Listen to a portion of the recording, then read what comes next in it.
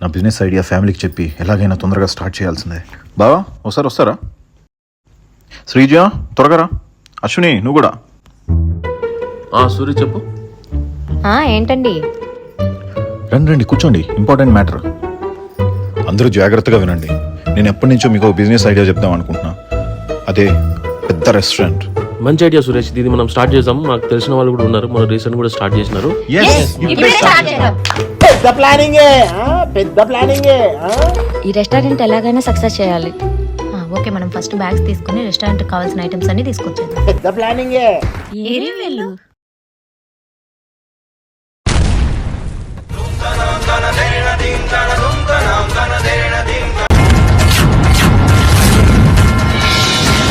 ఇది వీళ్ళు చేసే వ్యాపారం. ఇట్లుంటది వాళ్ళతో.